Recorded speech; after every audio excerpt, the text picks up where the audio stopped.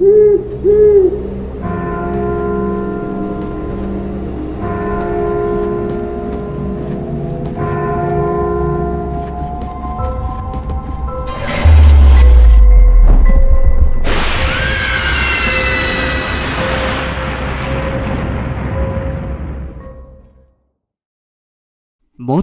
ধূমপান ও মাদক সেবন স্বাস্থ্যের পক্ষে ক্ষতিকারক। হঠাৎ সন্ধ্যেতে আমরা বিভিন্ন ধরনের গল্প প্রচার করে থাকি, অলৌকিক, গোয়েন্দা, তন্ত্রমন্ত্র ইত্যাদি। অলৌকিক গল্পের আবহে আমরা দেখেছি সেখানে তন্ত্রমন্ত্র, ঝাড়ফুঁক, কালা জাদু ইত্যাদির ব্যবহার হয়ে থাকে। লেখক তার গল্পের রোমাঞ্চকর আবহ সৃষ্টির জন্যই এইগুলির ব্যবহার করে থাকে। হঠাৎ সন্ধ্যে কোনো কুসংস্কারকে প্রশ্রয় দেয় না। আমাদের সমস্ত শ্রোতা বন্ধুদের কাছে নিবেদন, অনুগ্রহ করে গল্প শোনার আনন্দে এই গল্পগুলি গ্রহণ করুন। তারানাথ তান্ত্রিক লোকমুখে জনপ্রিয় এই নামের সৃষ্টি হয় 1940 সালে বিভূতিভূষণ বন্দ্যোপাধ্যায়ের হাত ধরে। তবে তিনি এই চরিত্রটি সমন্বিত দুটি ছোট গল্প লিখেছিলেন এবং এই গল্প দুটির মাধ্যমে তারানাথের তান্ত্রিক জীবনের সূচনা হয়। বিভূতিভূষণের মৃত্যুর পরে তার পুত্র তারাদাস বন্দ্যোপাধ্যায় স্মৃতির গহীন থেকে তুলে আনেন তারানাথকে। তার লিখনে রূপ পায় বাংলার সংস্কৃতির শিকড়ে থেকে যাওয়া এক অজানা ভুবন। তারানাথ চরিত্রটি বিপুল জনপ্রিয়তা পেতে শুরু করে। হঠাৎ সন্ধ্যেতে পূর্বেও আপনারা তারানাথ তান্ত্রিকের গল্প শুনেছেন। আজ আপনাদের ভালোবাসায় আবার ফিরেছে তারানাথ। আজ আপনি শুনবেন বিভূতিভূষণ বন্দ্যোপাধ্যায় ও তারাদাস বন্দ্যোপাধ্যায়ের অমর সৃষ্টি তারানাথ চরিত্রকে ঘিরে তারানাথ তান্ত্রিক ফ্যান ফিকশন, তারানাথ তান্ত্রিক ও চণ্ডীপুরের বিপদ ভঞ্জন।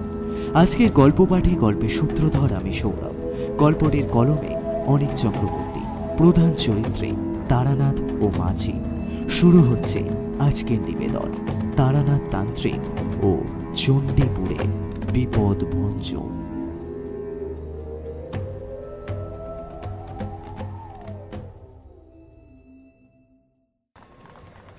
সন্ধ্যার কিছু আগেই তারানাথের বাড়িতে যাব বলে মনস্থির করে নিজের ঘরেই অপেক্ষা করছিলাম।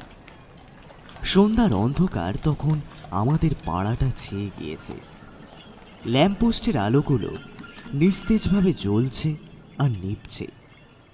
আসলে আজকে সরকারি ছুটির দিন, আর ছুটি ছাটার দিনগুলোতে যে তারানাথ দখল করে থাকে সেটা আমাদের দুজনেরই কারুর অজানা নয়। কেননা অবসরে এলেই মনে হয় ঠাকুরমশাইয়ের কাছে গিয়ে গল্প শুনি। আমি কিশোরীর সাথে তাই সকাল সকাল চায়ের আসরে পরিকল্পনা করেইছিলাম যে আমার সাথে কিশোরী সন্ধেবেলার দিকে মটলেনে যাবে। সে নিজেও সায় দিয়েছিল আর বলেছিল, সে কথা আর বলতে বিভূতি, ঠাকুরমশাইয়ের কাছে না গিয়ে কিছুতেই থাকা যায় না। অনেকদিন তো যায়নি, তাহলে আজকে বিকেলে গিয়ে দেখাটা সেরে এলে কেমন হয়? একেবারে ঠিক বলেছ। চুপচাপ বসে আকাশ পাতাল ভাবছি। এই সময় শুনলাম বাইরের দিকে দরজায় টোকা দেওয়া শব্দ শুনে আমি উঠে গিয়ে দেখলাম যে কিশোরী সেন দাঁড়িয়ে আছে দরজার বাইরে। সে আমাকে দেখে বলে উঠল, আরে বিভূতি, এই তুমি এখনো তৈরি হওনি? আরে চলো, সন্ধ্যার পর যদি বৃষ্টি নামে তাহলে আর দেখতে হবে না। বেশ অবাক হয়ে গেলাম। জিজ্ঞাসা করলাম, হ্যাঁ গো, বৃষ্টি নামবে কেন? হ্যাঁ, এই শুকনো খটখটে আবহাওয়া, আকাশে কোথাও মেঘ নেই। ভুলে গেলে? তারানাথের বাড়ি যাচ্ছি আমরা, আর তার সাথে বৃষ্টির যে একটা গভীর সংযোগ আছে সেটা বুঝতেই পারছো। কেননা ওনার বাড়ির পথে গেলেই বৃষ্টি যে হবেই সেইটা তো কতবার দেখেছি। নাও, তৈরি হয়ে নাও, আমি ততক্ষণে বাইরে দাঁড়িয়ে একটা কাঁচি সিগারেট সেবন করে নিই।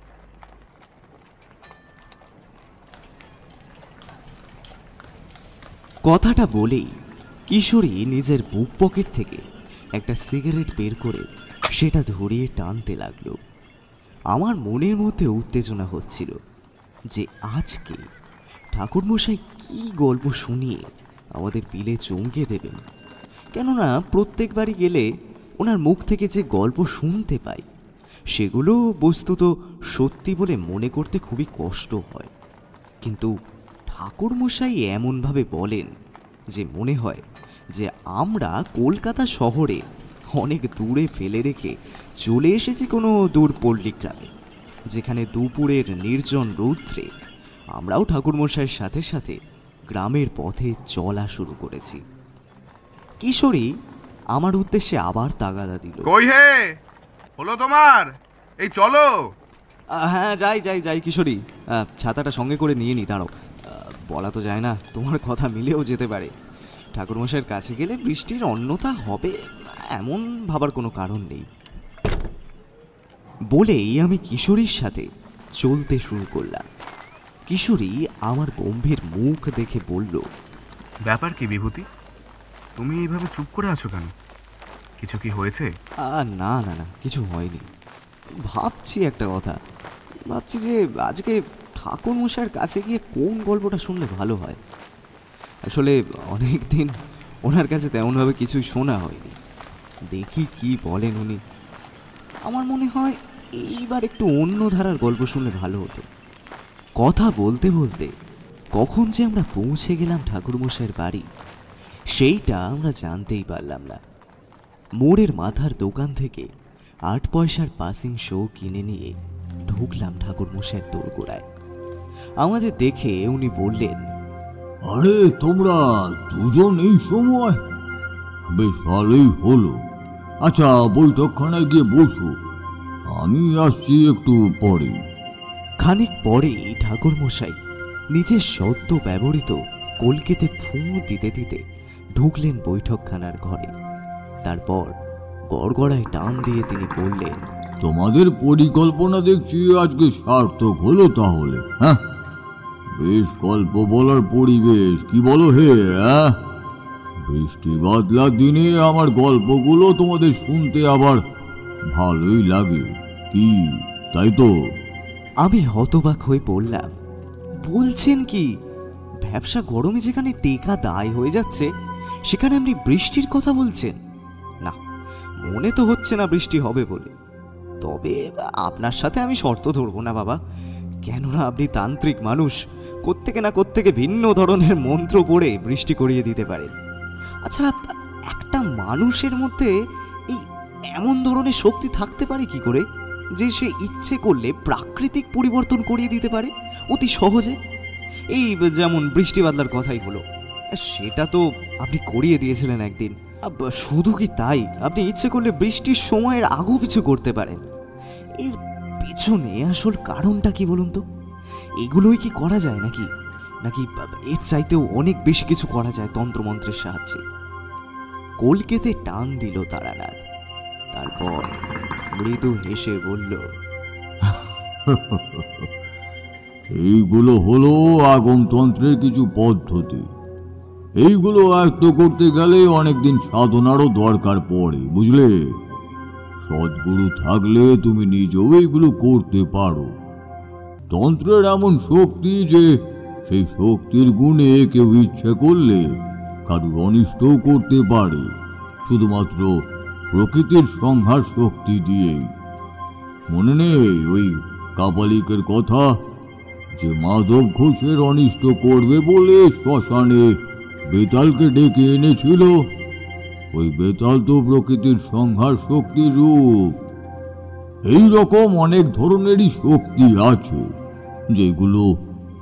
যেগুলো ইচ্ছে করলে সাধক মানুষের ভালো কিংবা অনিষ্টের জন্য ব্যবহার করতেই পারে। তবে অনিষ্টের জন্য ব্যবহার করা ওই শক্তি কিন্তু পরে সাধকের জীবনে নিয়ে আসে অমঙ্গল। যাক সে কথা, তোমরা কিছু ভেবো না। বৃষ্টি হবে খানিক পরে, আমি জানতাম। তোমরাও আজকে আসবে, সেটাও আমি আগে থেকেই জানতাম। তারানাথ কথাটা শেষ করার পরে বাইরে হঠাৎ করে শুরু হলো মৃদু বৃষ্টি। পরে সে বৃষ্টি দ্বিগুণভাবে পড়তে শুরু করল। তারানাথ নিজের হুকোতে টান দিয়ে বৃষ্টির আমেজ উপভোগ করতে লাগল। তারানাথের বৈঠকখানার বাইরে এক চিলতে উঠোন অব্দি বৃষ্টির জল ধীরে ধীরে জমতে শুরু করলো। তাতে মেলা ছিল জামা কাপড়।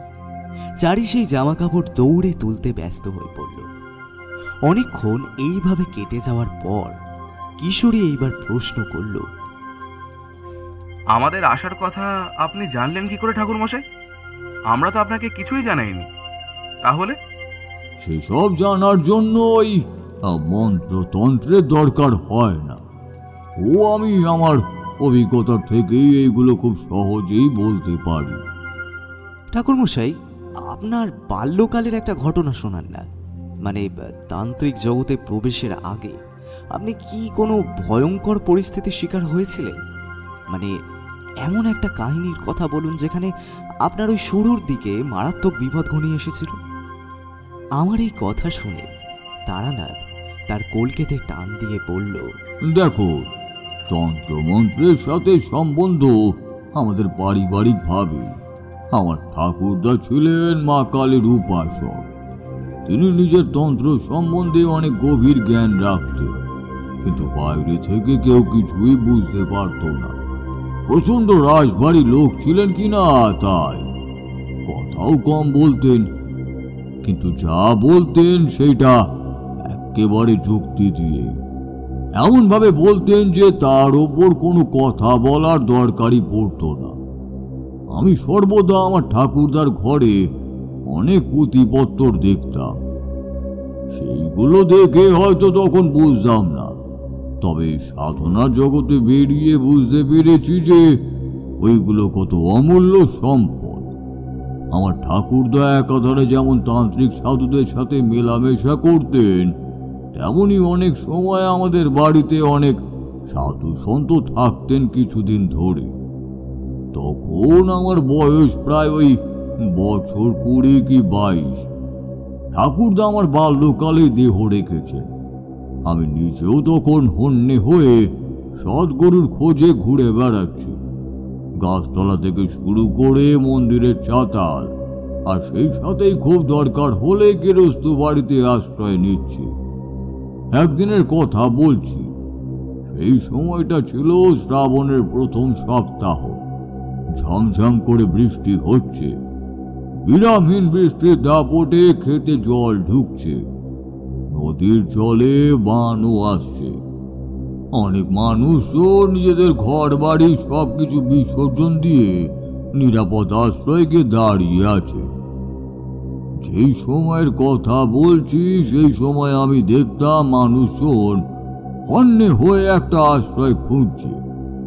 দেবদেবীর মন্দিরে পুজো আরতি হচ্ছে।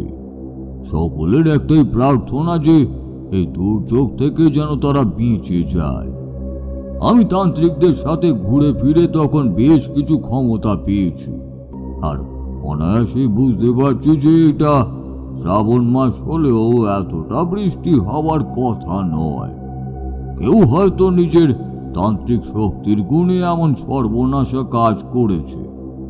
গ্রামের পর গ্রাম উজাড় করে দেওয়াই তার মূল লক্ষ্য। আমি ওই অবস্থা দেখে তখন এক রাত্রে নির্জন একটা স্থানে মন্ত্র জপ করে ওই দুর্যোগ কাটিয়ে দিলাম। কিন্তু মনে হলো আমার এই অবিচার ক্রিয়াতে কেউ যেন ক্ষুণ্ণ হয়েছে, কেননা আমি চোখ বন্ধ করলেই একটা মুখ দেখতে পাচ্ছিলাম। ওই মুখটা কোনো সাধারণ মানুষের নয় হে, নিম্ন ভিত্তিক তান্ত্রিক শক্তির অধিকারী যিনি, তিনি এমনটা দেখতে হতে পারে। আচ্ছা, ওই সাধককে ঠিক মানে কেমন দেখতে ছিল একটু ভালো করে যদি বর্ণনা দেন। কেমন আর দেখতে হবে, মিশমিশে কালো গায়ের রং, চোখের মণিগুলো 2 টুকরো কয়লার মতোই জ্বলছে আর নিভছে, আর সে সর্বদা উদ্যত মানুষের ক্ষতির জন্য। অন্ধকারে শুয়েছিলাম একটা গাছের তলায়। অনেক রাত্রে পায়ের শব্দ পেয়ে আমি চমকে উঠলাম, আর ঝোপের আড়াল থেকে দেখলাম একটা দীর্ঘকায় চেহারা আমার দিকে উকি মারছে। আমি জেগে উঠে বললাম, কে? উত্তরে ভেসে এলো একটা অতীব কর্কশ কণ্ঠ, তারানাথ, তুই কিন্তু এবার আমার হাতে মৃত্যুবরণ তোকে দেখ আমি কি করি। এই গ্রামের মানুষদের ওপর আমি যে ধরনের অনিষ্ট করতে চেয়েছিলাম সেটা আমার সম্পূর্ণ হয়নি। তোকে এর মাসুল গুনতেই হবে। আমি জেগে উঠে দেখলাম কেউ কোথাও নেই, কিন্তু আমার মনের মধ্যে কেমন যেন অনুভূতি হতে শুরু করলো। আমার হাত পা কাঁপতে শুরু করলো, আর কপাল দিয়ে দরদর করে ঘাম ঝরতে শুরু করলো। আমি এইবার বেশ ভালো করে দেখলাম চারপাশে, আর খানিক দূরে গিয়ে দেখলাম একটা মৃত বিড়াল পড়ে আছে। বিড়ালটার গলা কেউ যেন ধারালো কিছু দিয়ে ছিঁড়েছে। ওইখানে থাকার ঠিক মনে করলাম না। আমি ওই জায়গা থেকে নেমে এলাম লোকালয়। গ্রামের বেশিরভাগই তখন নির্ঝুম, আর কেউই জেগে নেই। শুধু নদীর বুকে একটা নৌকা ভাসছে, আর ওই নৌকার খোলে বসে আছে একটা মাঝি ভাই। সে ঠেস দিয়ে ঝিমুচ্ছে। কি মনে হলো তার কাছে গেলাম আর তাকে জিজ্ঞাসা করলাম, এই যে মাঝি ভাই, ওই পারে আমাকে পৌঁছে দেবে? আমার খুবই দরকার আছে। মাঝি উঠে গিয়ে চোখ কষলে আমার দিকে কেমন ভাবে তাকালো। তার দৃষ্টিতে কেমন যেন বিস্ময় ভাব। আমাকে দেখে বলল, কে আপনি? আপনি কিছু জানেন না? আমি এইবার অবাক হয়ে জিজ্ঞেস করলাম, কি জানার আছে বলো? আমি এই গ্রামে নতুন এসেছি, তেমন কিছুই জানি না। আমাকে ওই পারে পৌঁছে দাও। না না না ঠাকুর মশাই, এ হয় না। আমি পারবো না। দেখছেন না যে এই সময় নদীর জলে টান নাই। আমি এখন নৌকা কিছুতেই বাইতে পারবো নি। দিনের আলো ছাড়া এই নদীতে পাড়ি জমানো বেশ ভয়ের কথা। আমি ভালো কথা বলছি, আপনি শোনেন। মাঝির কথা শুনে আমি প্রথমে ভাবলাম যে সে হয়তো অন্ধকারে দেখতে পারবে না বলেই এমনটা বলছে, কিন্তু যখন আসল কারণটা জানলাম তখন আমার মনের সন্দেহটা বদ্ধমূল ধারণায় রূপান্তরিত হলো। আমি শুধালাম এবার মাঝিকে, এই যে মাঝি, ব্যাপার কি? হ্যাঁ, তোমার মনের কিসে এত ভয়? হ্যাঁ, আমাকে খোলসা করে বলো। আমি একজন তান্ত্রিক। গুরুর নির্দেশে আমি মানুষের ভালো করার জন্যই বেরিয়েছি। তোমার কোনো ভয় নেই। আমার সাধ্যমতো আমি তোমাদের এই গ্রামটাকে রক্ষা করব। তার আগে আমাকে বলো, এই গ্রামের নামটাই বা কি? আমি যে তান্ত্রিক সেইটা শুনে ওই মাঝি এইবার নৌকার পাটাতন থেকে নেমে টিপ করে আমাকে প্রণাম করল, আর চোখের জলে গাল ভিজিয়ে করুণ কণ্ঠে বলে উঠল, ঠাকুর মশাই, আপনি এই বিপদের দিনে আমাদেরকে রক্ষা করুন। আমাদের আমাদের গায়ের নাম চণ্ডীপুর। এই গায়ে যে বড় বিপদ নেমে আইছে। কথা কথা আমাদেরকে রক্ষা করুন। আমি কথা না বাড়িয়ে ওই মাঝে নৌকায় উঠে বসলাম। আমার মনে হচ্ছিল এখানে বেশিক্ষণ বসে কথা বলা ঠিক নয়, কেননা জলের নিচ থেকে কিছু একটা যেন উকি দিচ্ছে। আমি ওইখানে নৌকায় উঠে বসতেই ওই মাঝির পাশে জ্বলতে থাকা হ্যারিকেনের শিখাটা উস্কে দিলাম। জলের ওপর গিয়ে আলো পড়ল, আর ওই মুখের প্রতিচ্ছবিটা ধীরে ধীরে মিলিয়ে গেল। আমি এইবার মাঝির দিকে চাইলাম। বুঝলাম সে অনেকদিন এইখানে নৌকা বইতে পারেনি, এই একটা মাত্র ভয়। আমি তাকে জিজ্ঞাসা করলাম, মাঝি, তোমার কিসের ভয়? তুমি কেন রাত্রের দিকে নৌকা নিয়ে পাড়ি জমাও না? প্রতি গ্রামেই তো মাঝির দল নৌকা নিয়ে অনেক রাত্রি অবধি যাত্রী পারাপার করে।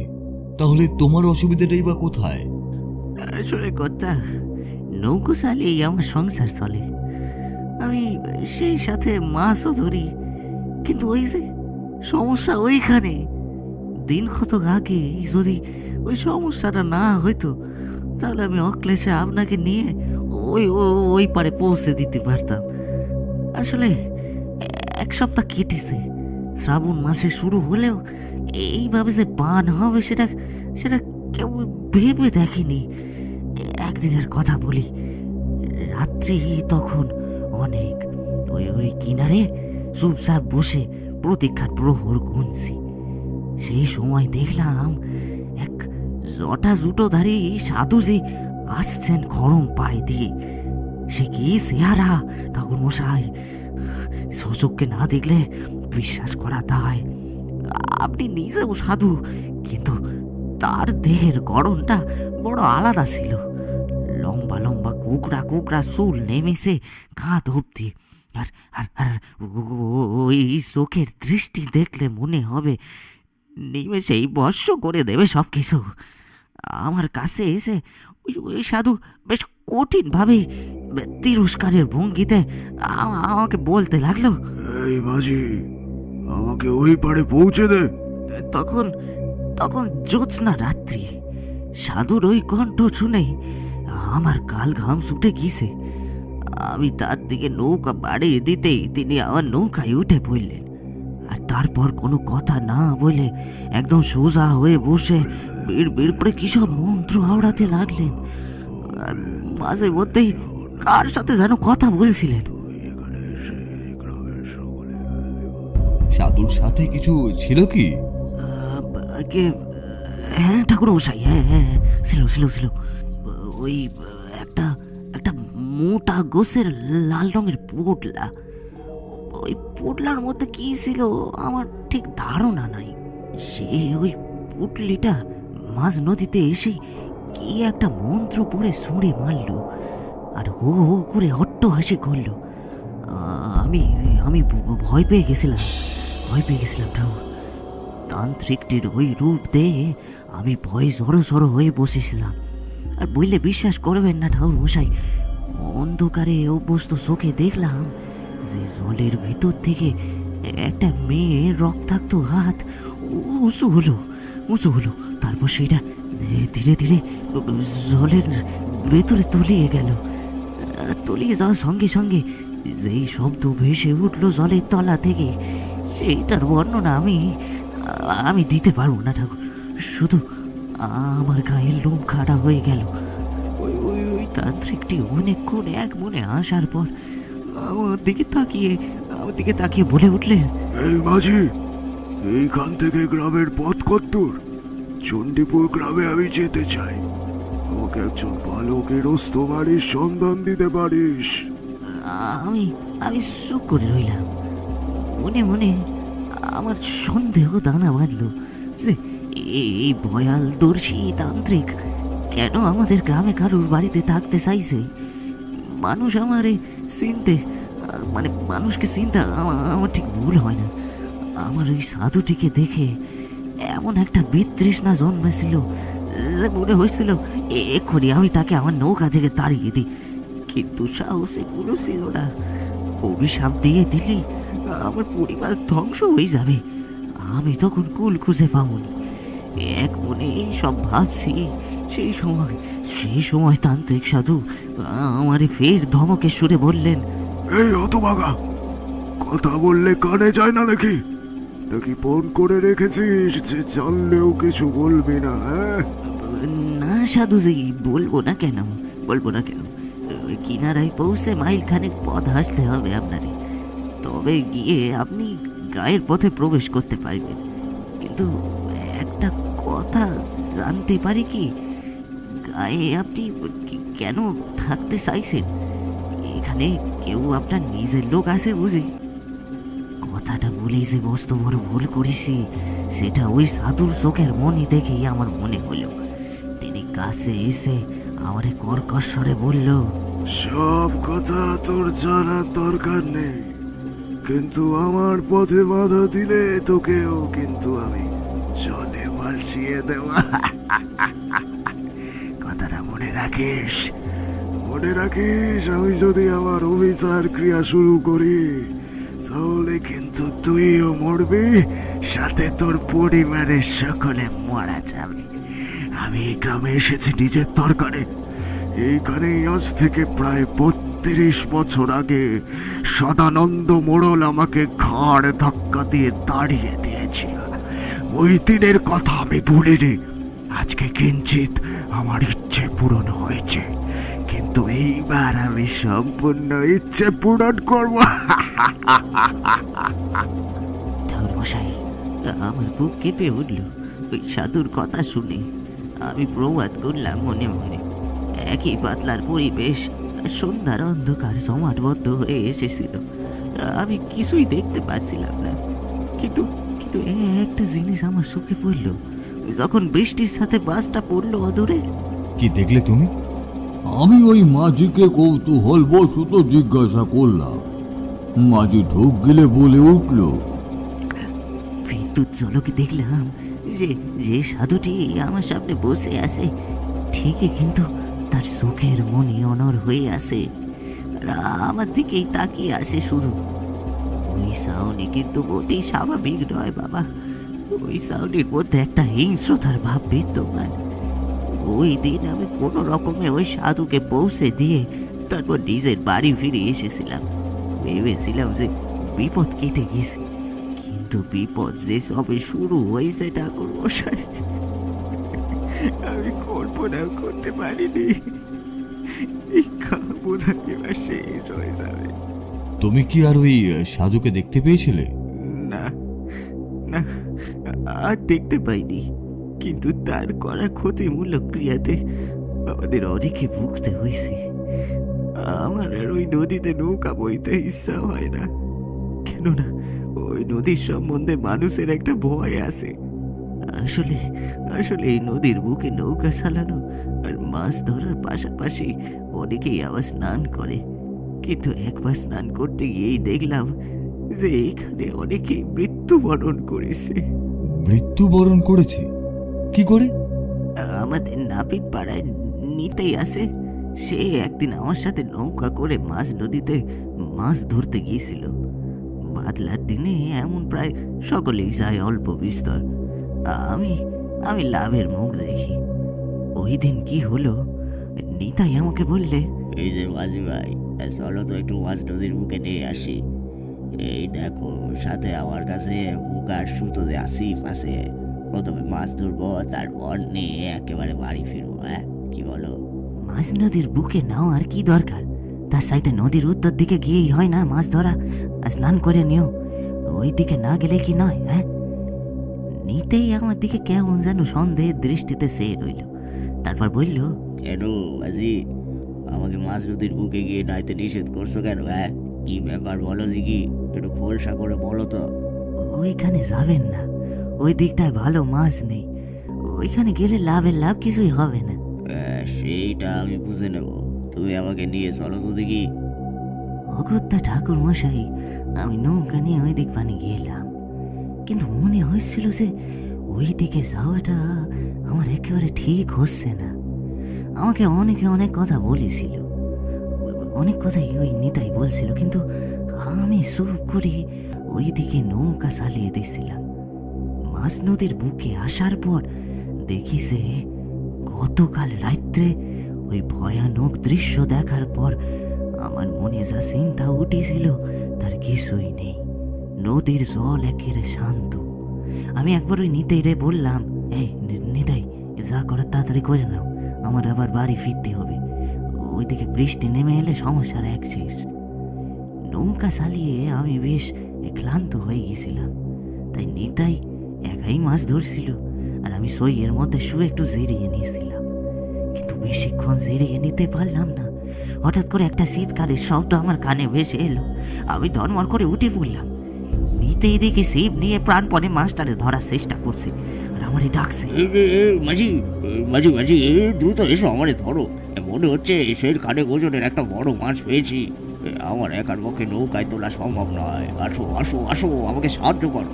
আমি পিছন থেকে গিয়ে দেখলাম যে সত্যিই তাই। ছিপটা অনেক করে তোলার চেষ্টা করছে ওই নিতে, কিন্তু তার মতো বলশালী ওই ব্যক্তি পারছেনি।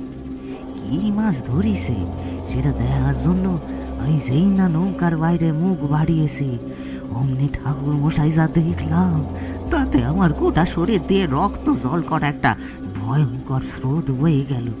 দেখলাম যে জলের ভিতর থেকে কেউ যেন ওই ছিপের সুতো ধরে আসে, আর ওই সুতো এমন ভাবে টানছে যে বেশিক্ষণ ওই টান উপেক্ষা করা সম্ভব নয়। পারলেই যে নিতের মৃত্যু অনিবার্য সেটা হাত গুনে বলতে হয় না। আমি দৌড়ে গেলাম তার কাছে, তার গলার মধ্যে সমস্ত শক্তি একত্র করে বললাম, নিতে নিতে ওটা মাছ নয়, তুমি ছিপটা ফেলে দাও, দ্রুত চলে আসো, নৌকার মুখ আমি ঘোরাচ্ছি। না, তুমি খবরদার নৌকার মুখ ঘোরাবে না, তাহলে আমার হাত থেকে মাছটা বেরিয়ে যাবে, খবরদার বলছি। মৃত্যু যে তাকে অলক্ষিতে টানছে ঠাকুর মশাই, সেইটা যদি সে একবার জানতো। কথাটা বলে দেখলাম মাঝি ভাই জলের দিকে তাকিয়ে একবার ডুকরে উঠল। আমার নিজের মনেও খেলে গিয়েছিল বিষণ্ণতার ভাব। আমি তার কাঁধে হাত রেখে ধীরে ধীরেই বললাম, তারপর কি হলো? আমি অনেকবার তারে নিষেধ করলাম, কিন্তু সে আমার কথা শুনলনি। মাথার উপর কালো মেঘ ঘনিয়ে এসেছিল, আর ওই ঘনিয়ে আসা মেঘের দরুন আমি দেখতে পেলাম জল থেকে কেউ যেন উঠে আসছে, কারণ আমার নৌর সামনে জল কিছুটা উথাল পাথাল করছিল।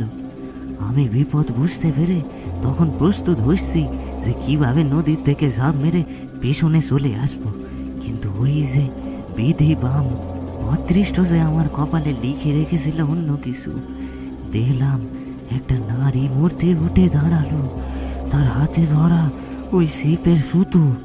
আর সময় নদীর জলে তখন প্রচণ্ড উথাল পাতাল শুরু হয়েছে, কিন্তু তার চাইতেও সবচেয়ে যেটা ভয়ঙ্কর সেটা হইল যে ওই মেয়েটা ঠাকুর মশাই সাক্ষাৎ যমদূত। সে আকাশ বাতাস কাঁপিয়ে এবার হো হো করে হেসে উঠল আর বলল,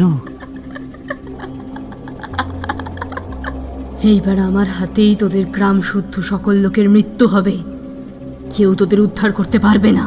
ওই রাক্ষসীর বলা কথাগুলো অনেক দূর থেকে ভেসে আসছিল ঠাকুর মশাই, যদিও সে আমাদের সামনেই ছিল।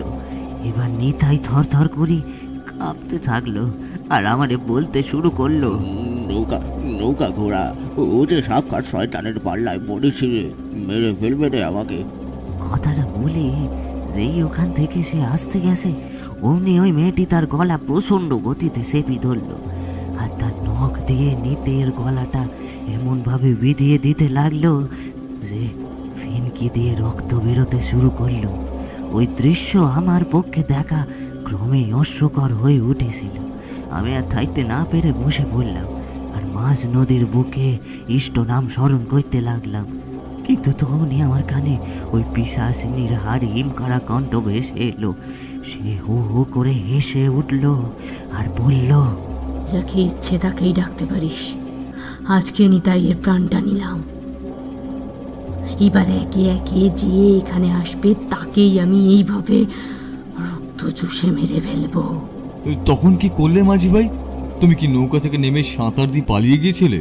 তাই তো ইচ্ছে ছিল ঠাকুর মশাই, সেইটাই করব আর গায়ের মানুষদের সংবাদটা দেব।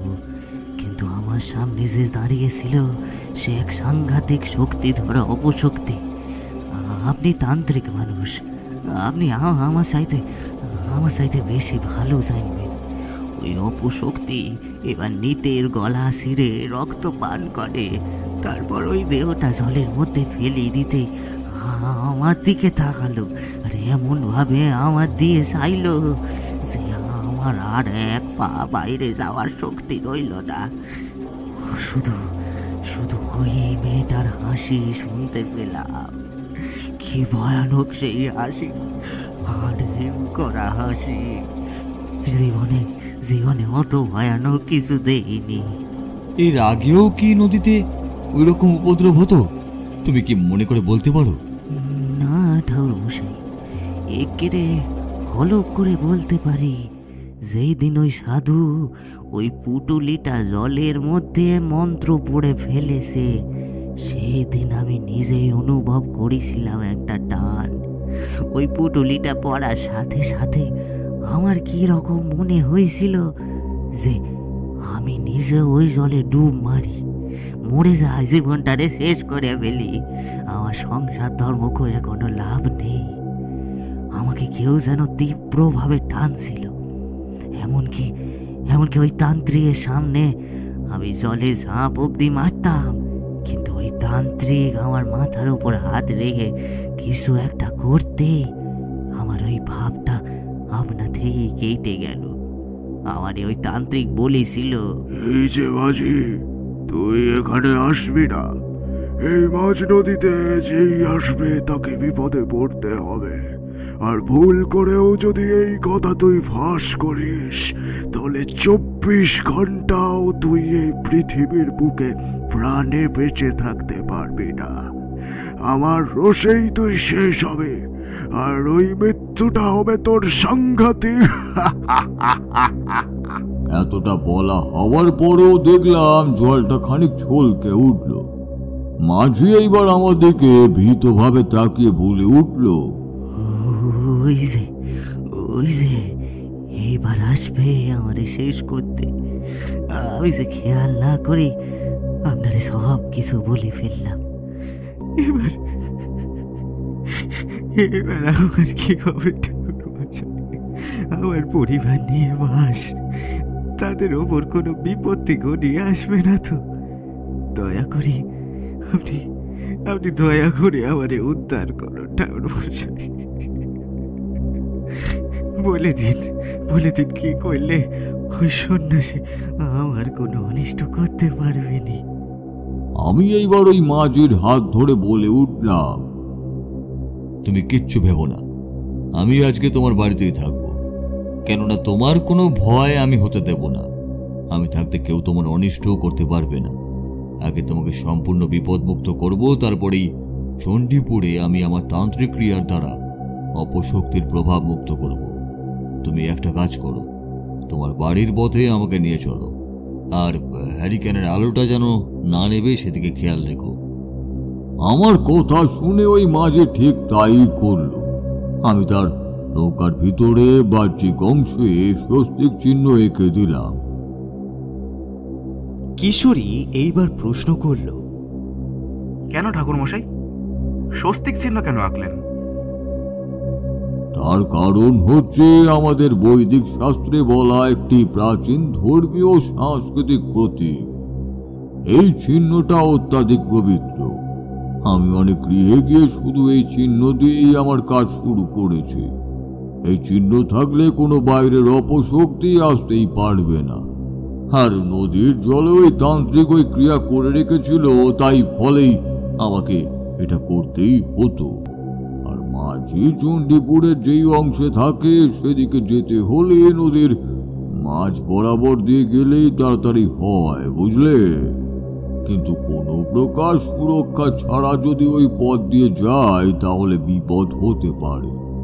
ফলেই আমি এটা করলাম, আর মন্ত্রের মতো কাজও হলো। সব কাজ সম্পন্ন হতে আমি এবার মাঝিকে বললাম, মাঝি, তুমি নদীর মাঝ বরাবর চলো। কিন্তু ঠাকুর মশাই, আপনাকে যে আমি বই করে বললাম ওই দিক দিয়ে গেলে কি হবে সেটা জানা সত্ত্বেও আপনি সেই দিকে নৌকা ভিড়াইতে বলছেন। আমার বড় ডর লাগতেছে। কিচ্ছু ভেবো না, মুখে তার নাম করতে করতেই চলো না, বাকিটা আমার ওপরই ছেড়ে দাও। কেননা এখন যদি তুমি দ্রুত না যাও তাহলে হয়তো তোমার পরিবারের একজনকেও নাও দেখতে পারো। এই কথা শুনে এইবার মাঝি তার নাম মুখে উচ্চারণ করতে করতে যেদিকে অন্ধকার অত্যাধিক ঘন সেই দিকে যেতে শুরু করলো। আমি এইবার দাঁড়িয়ে হ্যারিকেনটা উঁচিয়ে ধরলাম, আর উঁচিয়ে ধরেই বুঝলাম যে ওইখানে একটা কালো ধোয়ার কুণ্ডলীর ভিতর কেউ যেন দাঁড়িয়ে আছে, আর হাতছানি দিয়েই দাঁড়িয়ে আছে। আমি মাঝিকে বললাম, মাঝি, ভুল করে ওই দিকে তাকাবে না, চোখ বন্ধ করে থাকো। আমি বলে দেবো চোখ খোলার জন্য, বুঝলে?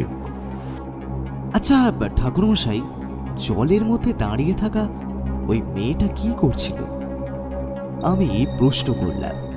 উত্তরে তারানাথ বলল, ও কোনো সাধারণ মেয়ে নয় বিভূতি, ও হচ্ছে তান্ত্রিকের বশীভূত প্রেত, যে কিনা ইচ্ছে করে নিজের জাদু বলে আমাদের বশীভূত করতে চাইছিল। আমি তো নিজের গাত্র বন্ধন করেই রেখেছিলাম, আর আমি দীক্ষিত ছিলাম, তাই নিম্ন স্তরের কোনো শক্তি আমার ওপর প্রভাব ফেলতে পারত না। কিন্তু চিন্তা ছিল ওই মাঝিকে নিয়ে। অনেকদিন বাইরে থাকার দরুন এমন অনেক অভিজ্ঞতাই আমার হয়েছে, নিজের চোখেও দেখেছি এইসব নিম্ন স্তরের জীব যে কতটা শক্তিশালী হয় সেটা একজন সাধক ছাড়া আর কেউই জানবে না। কেউ যদি তাদের ডাকে সাড়া দেয় তাহলে সে ফাঁদে পা দিয়েই ফেলবে।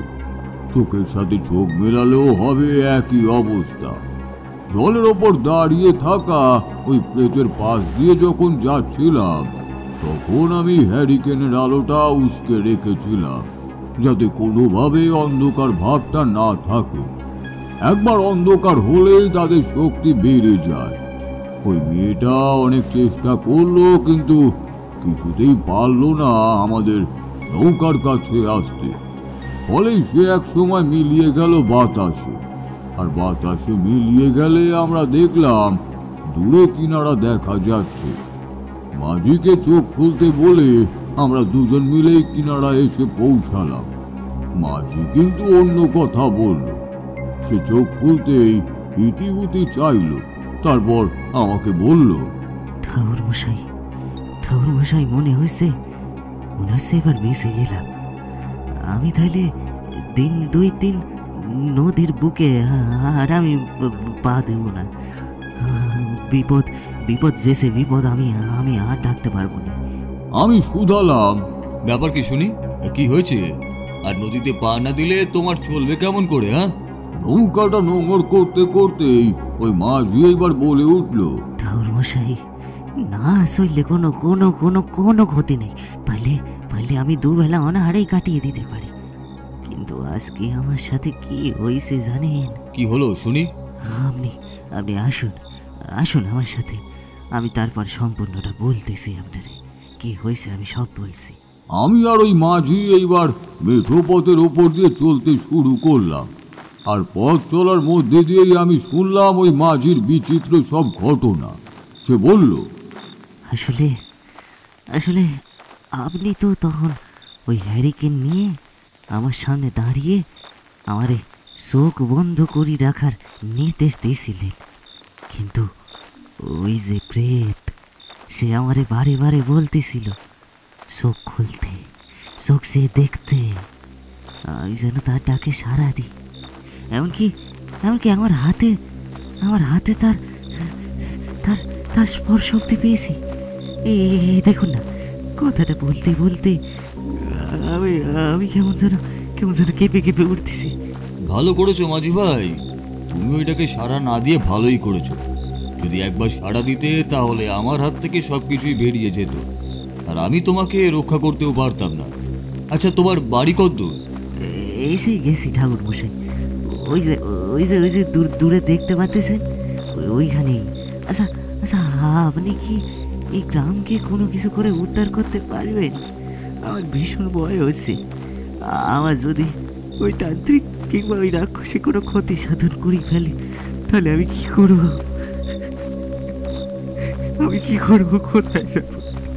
কোথায় যাবো ঠাকুর? আমার সংসার তো জলে ভেসে যাবে। আমরা রোজই দিন আনি দিন খাই, কিন্তু বুঝতে পারতেছি না এই বিপদের হাত থেকে কিভাবে নিস্তার পাবো। ঠাকুর মশাই, আপনি কিছু করুন। আপনি আমার এবং আমাদের গায়ের শেষ ভরসা। আমার থেকে খানিকটা তফাতে এইবার ওই মাঝি এগিয়ে গেল। আমি তার পিছু পিছু আসছিলাম, কিন্তু বাড়ির চৌখাটে পা দিয়েই সে কেঁদে উঠল। আমি খানিকটা তফাতে থাকার দরুন প্রথমে কিছুই বুঝে উঠতে পারছিলাম না, কিন্তু কাছে গিয়ে যা দেখলাম তাতে মনে হলো অনেকটাই দেরি করে ফেলেছি। দেখলাম যে উঠোনে শুয়ে আছে একজন স্ত্রী লোক, তার কোলের পাশে একটা ছোট্ট বছর 6-এর ছেলে। ছেলেটা ওই প্রান্ত হয়ে শুয়েছিল, ফলে হ্যারিকেনের আলোতে বুঝতে পারলাম না যে তার ঠোঁট দিয়ে রক্ত বেরুচ্ছে। এইবার ওই মাঝি তার স্ত্রীকে ডেকে তুলল। বউ একবারটি ওঠো, কারে এনেছি একবার দেখো, এবার সে দেখো কারে এনেছি। ওঠো বউ। বহুক্ষণ ডাকাডাকির পর সেই বছর 30-এর স্ত্রী লোকটি উঠল, তারপর ইতিউতি চাইল। তার যেন সদ্য ঘুম ভেঙেছে, এমনই একটা ভাব তার চোখে মুখে। সে নিজের ছেলের পানে চেয়ে একবার হাউ মাউ করে কেঁদে উঠল, তারপর বলল, কখন এলে তুমি? এইদিকে তো সর্বনাশ হয়ে গিয়েছে। সর্বনাশ? কিসের সর্বনাশ হয়ে গিয়েছে? একটু খোলসা করে বলো তো দেখি বউ। তার আগে আমাকে তুমি বলো, তুমি কখন এলে? কেন? আমি তো কিছুক্ষণ আগে আমি বাড়িতে এলাম। কি হয়েছে তোমার? এভাবে চোখের জল ফেলছো কেন? একটু বলো না বউ, খোলসা করে বলো না, সব ঠিক আছে তো? কান্নার বেগ পুনরায় বাড়িয়ে দিল মাঝির বউ। শাড়ির আঁচলের খুঁট দিয়ে চোখের কোণে জমে থাকা জল মুছছে সে। অশ্রু সজল কণ্ঠে তারপর বলে উঠল, রাত্রির প্রথম প্রহরে আমি ছেলেকে খাইয়ে তোমার জন্য প্রতীক্ষা করছিলাম। তুমি এলে প্রতিদিন যেমন তোমার খাবার খাওয়াই তেমনই খাবো ভাবছিলাম, কিন্তু কখন যেন তন্দ্রায় চোখটা বুজে এলো। সেই সময় শুনলাম সদর দরজায় শব্দ, খুব মৃদুভাবে কেউ যেন টোকা দিচ্ছে। দরজায় টোকার শব্দ শুনে আমার তন্দ্রা ছুটে গেল। দূর থেকে ভেসে আসছিল শিয়ালের কান্নার স্বর। কি গো, তুমি এলে নাকি? কোনো উত্তর যখন এলো না, তখন শুধু টোকার শব্দটা বারবার ভেসে আসছিল।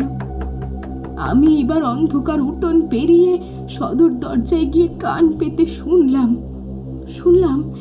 একটা না বিড়বিড় করে মন্ত্র পাঠের শব্দ। গলাটা ছিল বজ্র কঠিন। ওই কণ্ঠ শুনে আমি একেবারে শিউরে উঠলাম। স্পষ্ট মনে হলো যে কেউ আমার বাড়ির দরজার বাইরে দাঁড়িয়ে আছে। বেশ কিছুক্ষণ এইভাবে কেটে গেল। তারপর ভাঙা বেড়ার পাশ দিয়ে একটা মিশ কালো রঙের শিয়াল মুখে করে কি জানি কি একটা আনলো, আর ওইটা রেখে গেল দাওয়ার কাছে। ছেলেটা কখন ঘুম থেকে উঠে পড়েছে জানিও না। সে আমায় দেখতে না পেয়ে আমার পিছু পিছু চলে এসেছিল, আর দেখলো যে শিয়ালটা তার পায়ের কাছে একটা জিনিস রাখলো। শিয়ালটা ওইটা দেখে দৌড়ে ঝোপের আড়ালে গা ঢাকা দিল, আর ছেলেটা কৌতূহলবশত ওই পুটলিটা ধরলো আর খোলার চেষ্টাও করতে লাগলো। আর তখনই ওইটা সম্পূর্ণ খোলার আগেই বিষম জোরে কাঁচতে কাঁচতে আমার কাছে এলো, আর কিছু না বলে পড়ে গেল মাটিতে। এই সেই জায়গা যেখানে ও জ্ঞান শূন্য হয়ে পড়ে আছে, এই জায়গাটাই বলছি। আমি তৎক্ষণাৎ ছুটতে গিয়ে নিজের ছেলেকে অনেকবার জ্ঞান ফেরাবার চেষ্টা করি, কিন্তু না, ওর ঠোঁট থেকে অনর্গল রক্ত বেরোতে শুরু করে। আমি অনেকবার ডাকার চেষ্টা করলাম, কিন্তু ছেলে কিছুতেই মুখ খুলছিল না। শুধু নিশুতি পরিবেশে একটা অট্টহাসির কর্কশ শব্দ শুনতে পাচ্ছিলাম, যেটা আমার কাছে ভীষণ ভয়ের মনে হয়েছিল। ছেলেটা ওইভাবে অজ্ঞান হয়ে পড়েছিল, কিন্তু হাত ধরে থাকা ওই পুটলিটা আমি দেখতে যেই না নিচে নেমেছি, অমনি একটা উৎকট গন্ধ পেলাম। আমার নিজের চোখ জুড়িয়ে এলো তন্দ্রার আবেশে। স্ত্রীলোকটির কথা শুনে আমি এইবার বলে উঠলাম, মাঝি, তুমি এক ঘটি জল নিয়ে আসো, আর ওই জলটা নিয়ে আসবে তামার ঘটিতে। দেখবে এক ফোঁটাও জল যেন মাটিতে না পড়ে। তারপর দেখছি কিভাবে ওই তান্ত্রিক এই গ্রামের ক্ষতি করে। আমিও তারানাথ তান্ত্রিক, অনেক বড় বড় সাধকের সাথেই আমি একসময় ঘুরে বেরিয়েছি, ফলেই আমার কাছে ওই তান্ত্রিকদের ভয় কিছুই নয়। আমার এই কথাটা ওদের মনে আশ্বাস দিল। আমার দিকে তাকিয়ে মাঝি দুই হাত জোর করে বলে উঠল, ঈশ্বর আমাদের দিকে মুখ তুলে চেয়েছে, নইলে আমি গায়ের সাধারণ আর ক্ষুদ্র গণ্ডির মানুষ। আপনার হদিশ পাবো কই? আপনি দাঁড়ান, আমি এক্ষুনি জল নিয়ে আসতেছি। যাওয়ার সময় কেউ যদি তোমাকে পেছন থেকে ডাকে, তাহলে কিন্তু তুমি একদম ঘুরে ছাড়া দিও না। তারা নাম করে তুমি জলটা নেবে, আর সেইটা নিয়ে আমার কাছে চলে আসবে। তারা মায়ের নাম ব্যতীত আর কোনো কিছুই যেন মুখে উচ্চারিত না হয়। যদি খুব ভয় করে তাহলে কিন্তু নামটা জোরে জোরে উচ্চারণ করবে, কেমন? তাহলে দেখবে তোমার সমস্ত ভয় কেটে গিয়েছে। আগে আপনি যা বলবেন ঠাকুর মশাই, আমি তাই করব। আপনি আপনি যা বলবেন তাই করব। মাঝি চলে গেল, আর খানিক বাদেই সে নিয়ে এলো অতি সন্তর্পণে এক ঘটি জল। ওই জলটা আমার হাতে দিয়েই সে নিজের স্ত্রীর পাশে গিয়ে বসলো আর তাকে সান্ত্বনা দিতে শুরু করলো। আমি ততক্ষণে নিজের কাজ শুরু করেছি। ছেলেটা মূর্ছিত অবস্থায় পড়েছিল সেইখানে আমি গিয়ে ওই জল দিয়ে একটা গোলাকার বৃত্ত করলাম, আর তারপর ওই বৃত্তের বাইরে লাল চন্দনের ফোঁটাও দিতে শুরু করলাম। হাতের কাছে থাকা কিছু শুকনো পাতা দিয়ে আগুন ধরালাম, আর তার মধ্যে কিছুটা ছাই মিশিয়ে দিয়ে ওই ছেলেটার জ্ঞান ফেরাবার চেষ্টা করলাম। ছেলেটা দেখলাম খানিক বাদেই চোখ খুলল। সঙ্গে থাকা একটা জবার মালা আমি অকপটে তার গলায় ধারণ করিয়ে দিতেই সে উঠে বসলো আর আমার দিকে দৃষ্টি নিক্ষেপ করলো। ছেলেকে উঠে বসতে দেখে তার মা চিৎকার করে এগিয়ে আসতে গেল। খোকা, ও খোকা, তুই কেমন আছিস বাবা? তোর জ্ঞান ফিরেছে? তাকিয়ে দেখ বাবা, আমি তোর সামনে দাঁড়িয়ে আছি রে। ডাক, আমাকে একবার মা বলে ডাক বাবা। তুই ছাড়া যে আমার কেউ নেই রে। ও ঠাকুর মশাই, ও কথা বলছে না কেন? আমি ঠোঁটের ওপর আঙুল রেখে ইশারায় তাকে চুপ করে থাকতে বললাম। তারপর পাথরের একটা পাত্রে রক্তচন্দন গুলে সেইটা ওই ছেলেটার কপালে পরিয়ে দিলাম। ছেলেটা তখন সম্পূর্ণ আমার বশীভূত হলো। কেন ঠাকুরমশাই, আপনি ওই ছেলেকে বশীভূত করলেন কেন? কারণ আছে বিভূতি, কারণ আছে। কেননা ওই ছেলেটার বয়স তখন 6, আর তাকে যদি আমি বশীভূত করে সবকিছু জেনে ফেলতে পারি তাহলে আমার পক্ষে ওই তান্ত্রিককে পরাস্ত করা খুব সহজ হবে। বশীকরণের মন্ত্রপাঠ শুরু করলাম।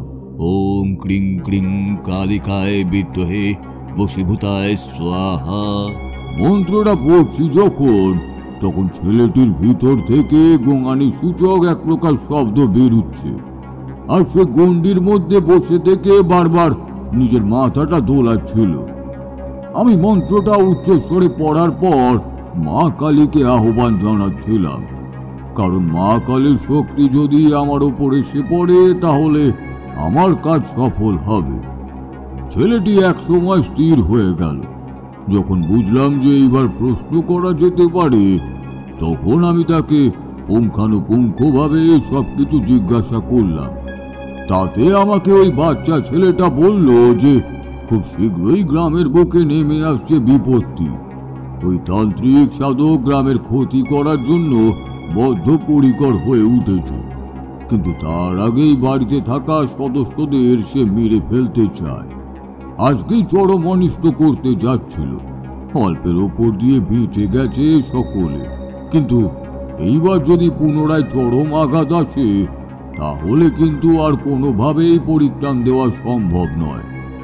বাড়ির উল্টো দিকে একটা যন্ত্র প্রথা আছে, ওইটা সবার আগে নষ্ট করতে হবে, তবে এই বাড়ির ওপর থেকে কালো ছায়া দূর হবে। এই জাতীয় অনেক কথাই ওই ছেলেটি বশীভূত হয়ে বলতে লাগলো। সব কথা শেষ হওয়ার পর আমি এইবার তাকে মন্ত্র পড়ে স্বাভাবিক করে দিলাম, আর সে গণ্ডির মধ্যে লুটিয়ে পড়ল। আমি এইবার মাঝিকে উদ্দেশ্য করে বললাম, হাতে কিন্তু একদম সময় নেই। তুমি আমাকে একটা কোদাল দাও, আর ওই কোদালটা নিয়ে আমার সাথে বাড়ির পশ্চিম দিকে চলো। সেখানে গেলেই মাটি খনন করতে হবে, আর তোমার ছেলেকে আমি ঘরের ভিতর বিছানায় শুয়ে দিচ্ছি। খবরদার, আমার নির্দেশ না পাওয়া অবধি তোমার স্ত্রী যেন ঘর থেকে না বাইরে বেরিয়ে আসে। গণ্ডির এক প্রান্ত আমি ভালোভাবে মুছে নিয়ে সেই গণ্ডির মধ্যে থাকা ওই ছেলেটিকে পাঁজা কোলা করে তুলে দিয়ে এলাম মাঝির ভিতর বাড়ির বিছানায়। মাঝির স্ত্রী একটা পাখা নিয়ে বাতাস করতে লাগলো ওই ছেলেটিকে। মাঝি এইবার কোদাল নিয়ে উপস্থিত হলো আর আমাকে বলল, ঠাকুরমশাই এ নিন কোদাল। বলছি, আমাদের কোন দিকটা যেতে হবে ঠাকুরমশাই? কোদালটা নিজের হাতে নিয়ে আমি চলতে শুরু করলাম উঠোনের পশ্চিম দিকে, যেদিকে আগাছা অত্যাধিক ঘন। ওইখানে গিয়ে আমি কথা মতো তান্ত্রিকের পুঁতে রাখা ওই যন্ত্রটা বের করতে লাগলাম।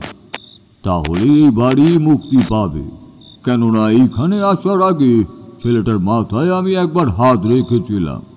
হাত রেখে বুঝেছিলাম যে দেহের তাপমাত্রা অত্যাধিক বেশি। এইগুলো যে স্বাভাবিক কিছু নয় সেইটার বলতে আমাকে হবে না। ঘন আগাছার জঙ্গলে ঢাকা বাড়ির পিছনে গিয়ে একটা দুটি দেখতে পেলাম। ওইখানে যে জিনিসটা মাটিতে চাপা দেওয়া আছে সেইটা বুঝতে পেরে আমি হ্যারিকেনের আলোটা উস্কিয়ে চলে গেলাম সেই দিকেই। দেখলাম যে মাটিটা কোনো রকমে চাপা দেওয়া হয়েছে, আর তার পাশেই এক পাটি বহুল দেওয়া খড়ম পড়ে আছে। এই খড়মটা আমার খুবই চেনা। শুধু আমি নয়, ওই মাঝিকে কাছে ডেকে দেখালাম। সে আমার হাত থেকে ওই খড়মটা দেখে চিৎকার করে এক বাক্যে স্বীকার করলো যে এইটা সেই তান্ত্রিকেরই খড়ম। আর কোনো কথা না বলে ওই খড়মটা আমার নিজের ঝোলায় রেখে আমি কোদাল চালিয়ে দিলাম। কিন্তু সেইটা চালিয়ে আমার কেমন যেন অস্বস্তি বোধ হতে শুরু করলো। নিচের থেকে একটা হাত আমার পাটা খপ করে ধরল, আর ওই হাতটা আমাকে ক্রমেই নিচের দিকে টানতে শুরু করলো। নিচ থেকে শুনলাম ওই একটা পৈশাচিক অট্ট হাসির শব্দ। কেউ যেন বলছে, তারানাথ, তুই এখানে এসে কি যে ভুল করেছিস এবার তুই বুঝতে পারবি।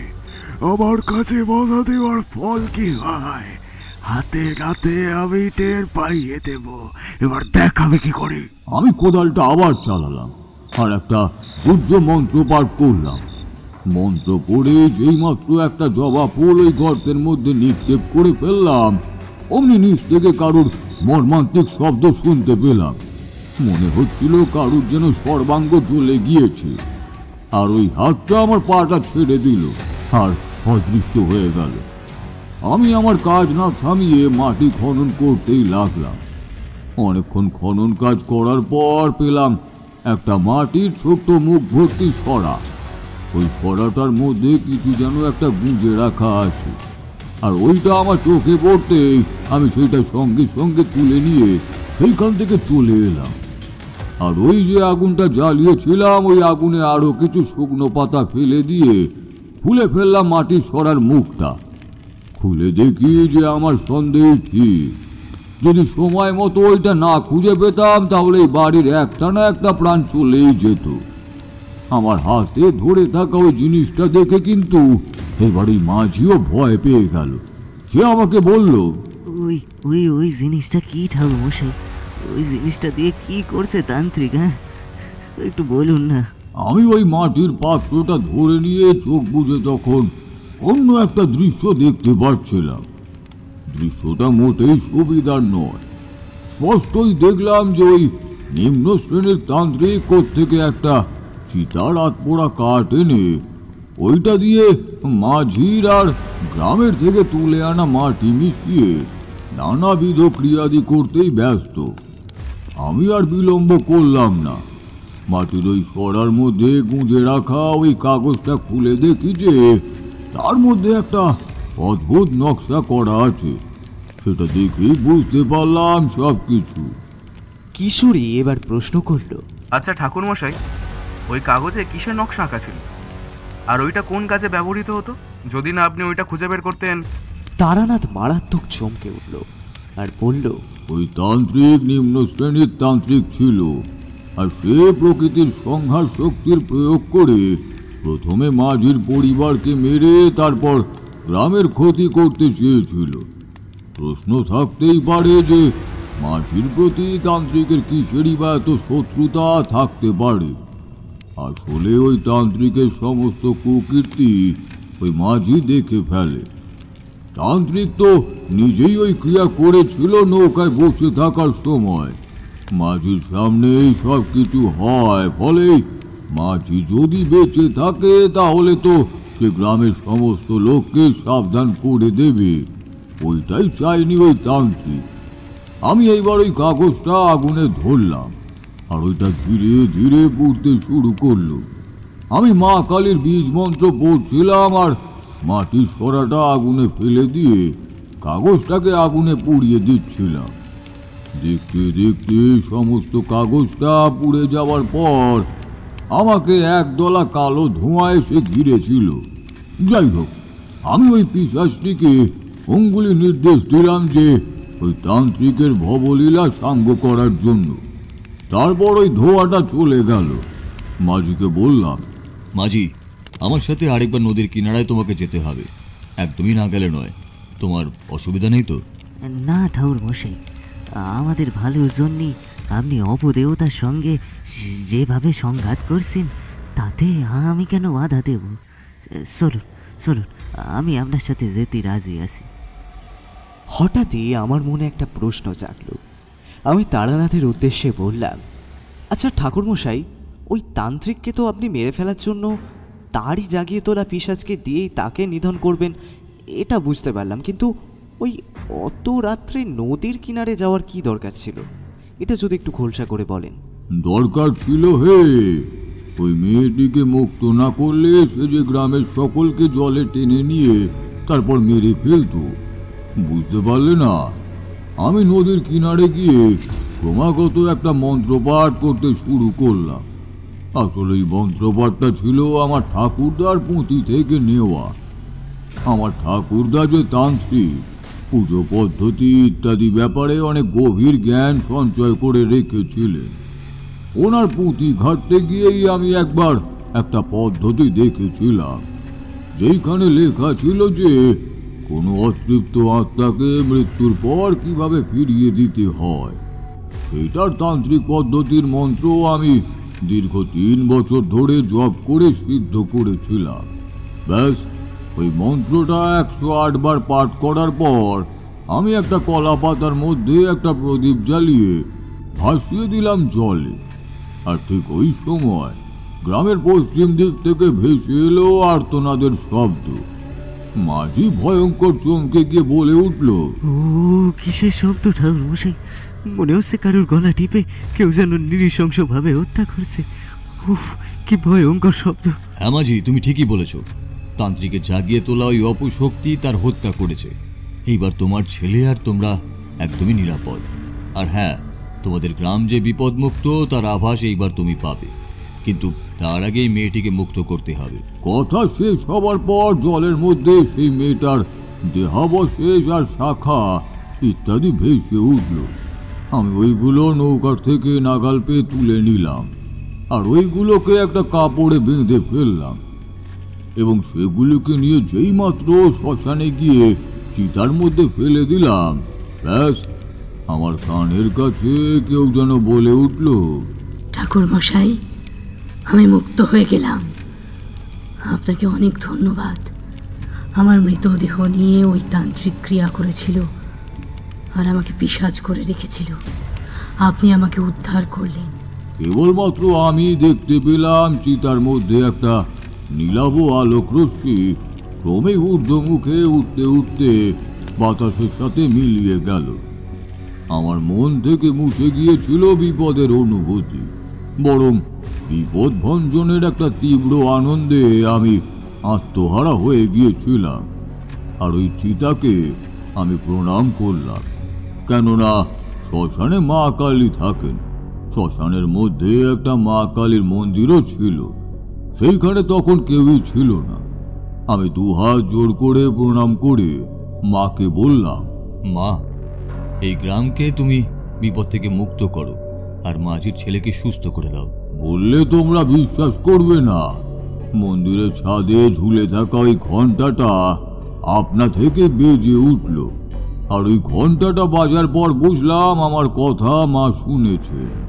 আমি জিজ্ঞাসা করলাম, আচ্ছা মাঝির ওই ছেলেটা সুস্থ হয়েছিল শেষমেশ? হ্যাঁ, মা তাকে সুস্থ করে তুলেছিলেন। আমরা যখন পৌঁছালাম তখন দিনের আলো ফুটে উঠেছে। আমি পৌঁছে এবার মাঝির স্ত্রীকে বললাম, মা, তোমার ঠাকুর ঘরে রাখা ওই শঙ্কটা 3 বার বাজিয়ে দাও, দেখবে সকল অশুভ শক্তি বেরিয়ে যাবে। মেয়েটা আমার কথা শুনেই সেই কাজ করলো, আর সত্যি দেখলাম ঘরের মধ্যে থাকা কালো ধোঁয়াগুলো একত্রিত হয়ে বাইরে বেরিয়ে গেল। ঘরের পরিবেশ এইবার অনেক বেশি স্বাভাবিক মনে হলো।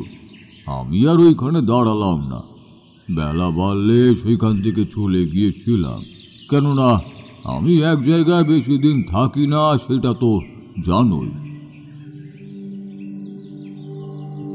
তারানাথ গল্প বলা শেষ করল। আমরা দেখলাম বাইরে বৃষ্টি থেমে এসেছে। উঠে গিয়ে ঠাকুরমশাইকে বিদায় দিয়ে চলে এলাম বাইরে। তবে তারানাথের বলা গল্পটা আমার মনে বেশ প্রভাব ফেলেছিল।